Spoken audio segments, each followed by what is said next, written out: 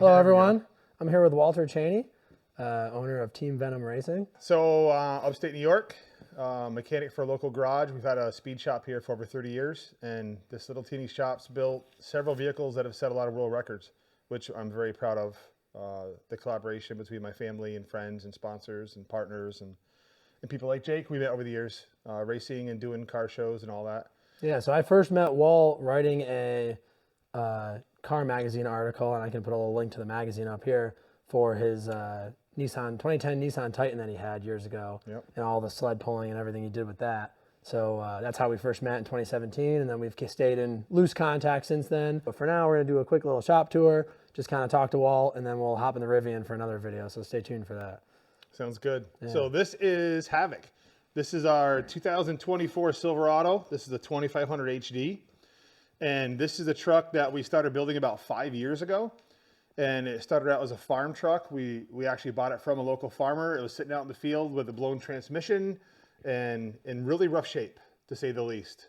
So at the time, my family and my ex-wife, we took this truck and we tore it down to the frame.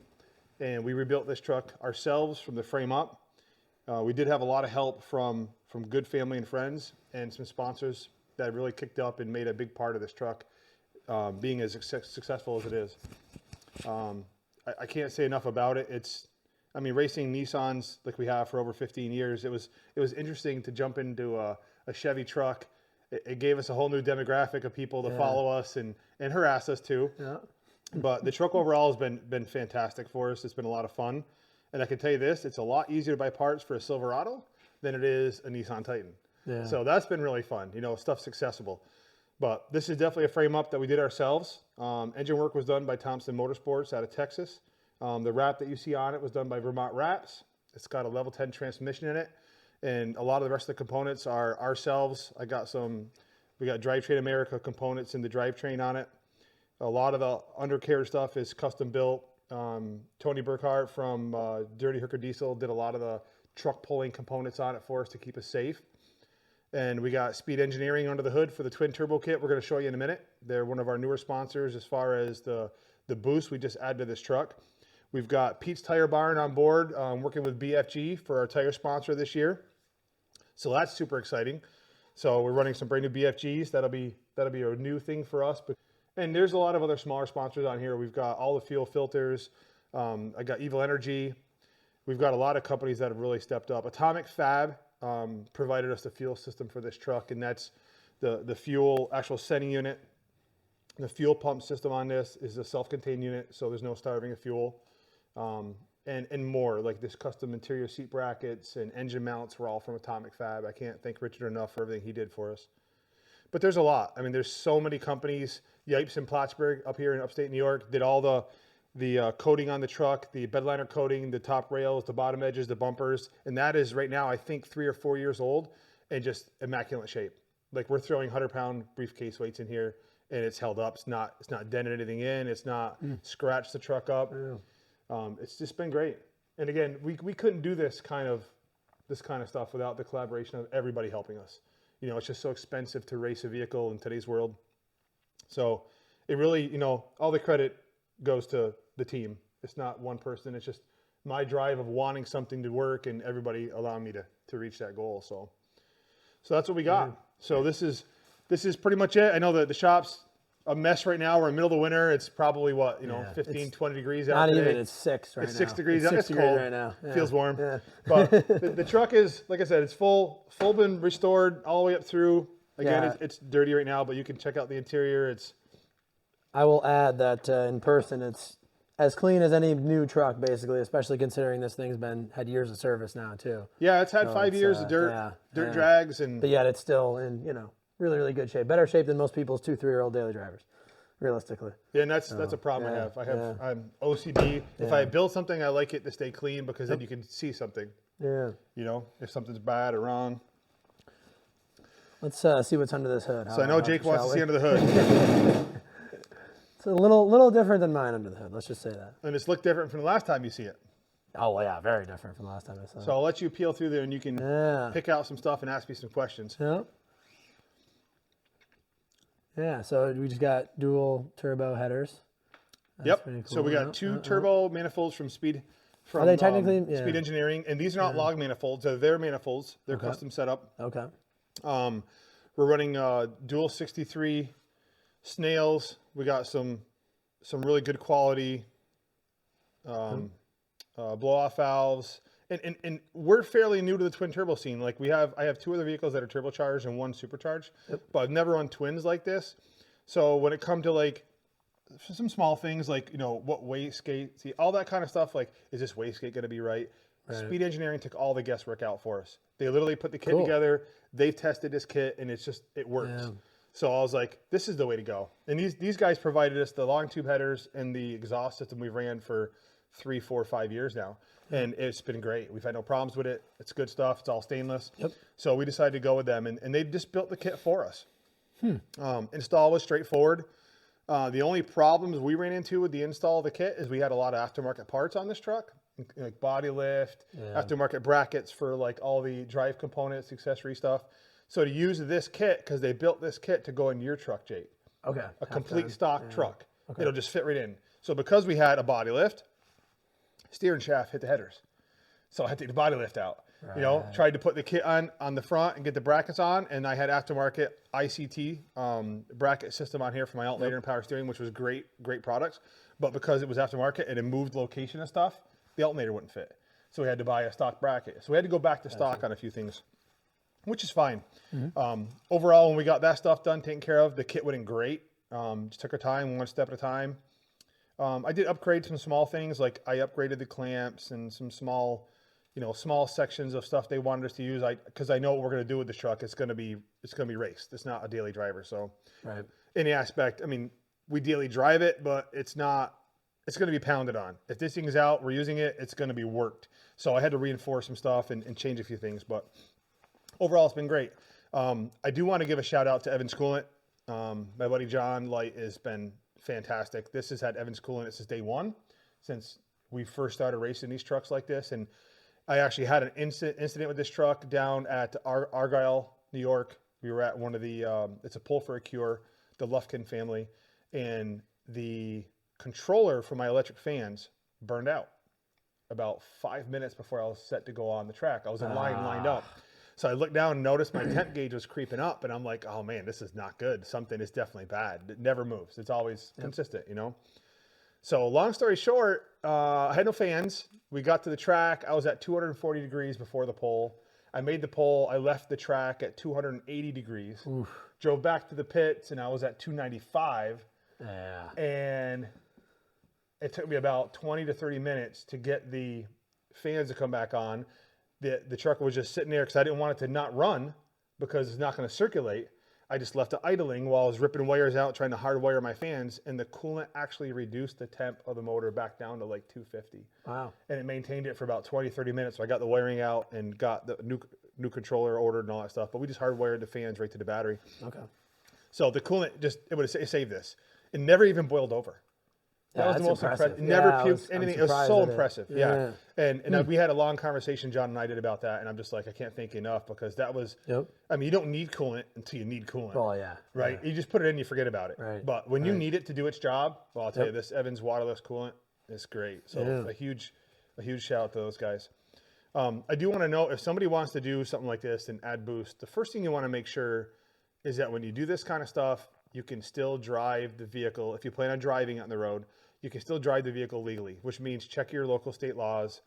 You know, there's so much stuff going on right now with, the EPA and, different regulations. Can you get it inspected? You know, I see young people especially doing this, then they go to get it inspected and they get failed. Yep. Well, you can't tear your catalytic converters off your, Honda Civic and then have a good inspector do his job and pass you. Right. So just be aware of that kind of stuff. But this is a race vehicle. It's 3/4 ton. We do have high flow cats on it. So as far as emission stuff, that wise, we'll see what happens down the road. If I wind up taking this off and just racing it, that's fine. It is what it is. I got several vehicles, so it's not a big deal. But we're excited to see what this thing will make. I know the kit's capable of up around 1,200 horse with the right fuel. I have a great tuner. I have the right people put in place to make sure this is going to do what it should do. But we're probably going to daily it somewhere around the 700-800 horsepower range. So maybe 6 to 8 pounds of boost, 12 on a fun day. but that's kind of where we're at. Confusing TRXs and Raptor Rs all around the land. Yeah, it's going to be interesting because, you know, all 3 trucks that I own now are over 700 horse. Yeah. So when you drive something that's not 700 horse, it's still fun. I still love it. I drive school vehicles where I work all the time that are 200 horse and they're fun. But it's neat to see a truck that I consider an icon, like a TRX or a Raptor, a Raptor R especially, and know that everything I own is the same level of performance or more. And it's neat for way less money. Way less money, right? Yep. And that's kind of the key. Now, not everybody can go buy a $140,000 truck and then insure it and pay for the gas. Right.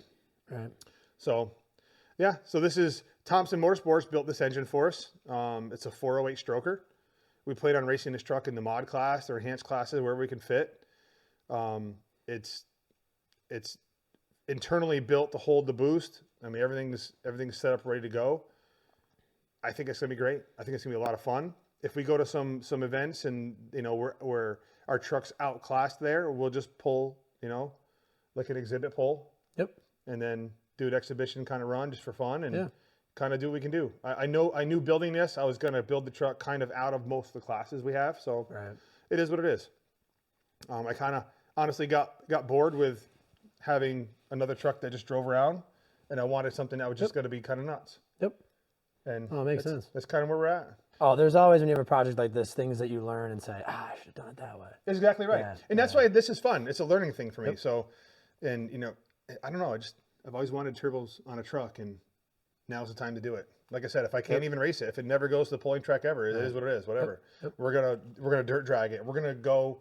I mean, if I got a mud drag, it will mud drag the thing. It's going to get raced. It'll get used. It's going to get used. Oh, yeah. That is one thing with Walt. If you go on his channel and look, I mean, everything gets used. Yeah. And for all daily different types use, of stuff. too. Daily. Like, I don't like trailer queens. Trailer queens are boring. Like, who wants to spend a lot of money on something that you get to, you know, just look at on a trailer or use once in a while? Yep. So that's kind of where we're at with it. Like I said, I have such good people behind the build. And my brother Faye, my brother Alex, everybody involved in helping us with this. I can't thank them all enough. So many people just stepped up. Yeah. I do want to give another shout out to Ralph and John from Vermont Wraps. This wrap right now, I can't remember how old it is, maybe year 3, but this thing is just nuts. They knocked this out of the park. It's actually, we'll call it 3 layers. He might call it a 4-layer wrap, but it's got an individual wrap underneath the wrap. I did notice. So like all this is a separate layer. Yeah, you can actually feel the chain. Is actually 3D. It's 3-dimensional. Right. And that's from setting the decal on first and then trying to line the wrap up over top the decal. Yeah. So it's multi-layered.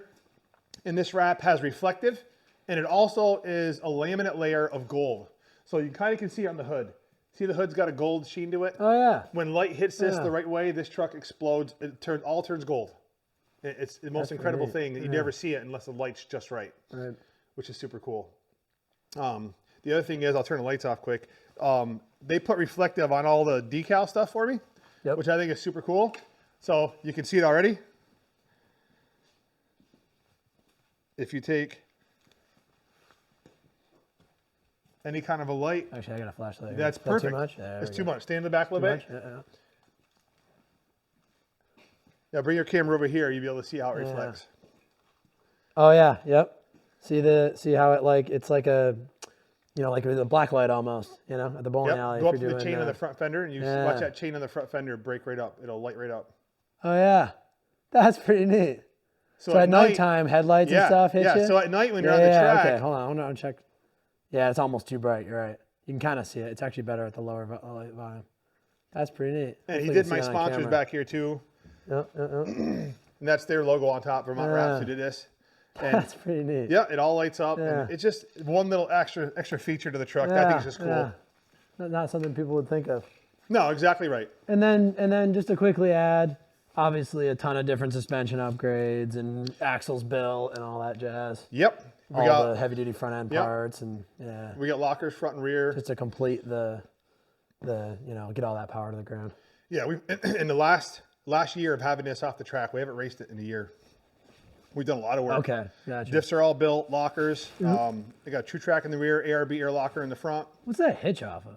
Hitch is custom. I built the hitch myself. Yeah, it didn't look like anything I've seen. Yeah. Nope. Is it almost looks like you did it backwards to get the pull point? It's exactly what we did. Yeah, so yeah. it's called the flip hitch in the back. Okay, That's what I call it anyway. Yep, so yep. you can run the rules that everyone runs up here. Yep.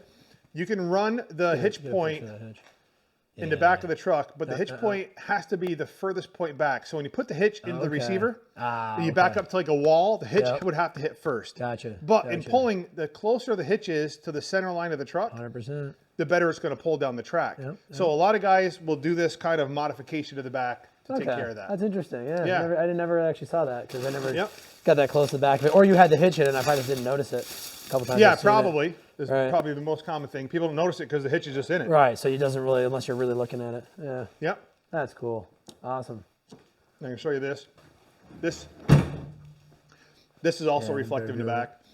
This box we got out of Texas. Yep. This was a takeoff down there, and it showed up. Airbags, I assume. Yep. Those are my fill ports, the airbags. Yep.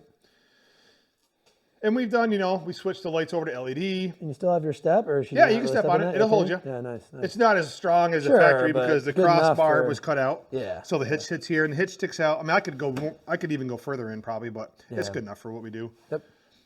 It's not that much of a help at that point. Yep.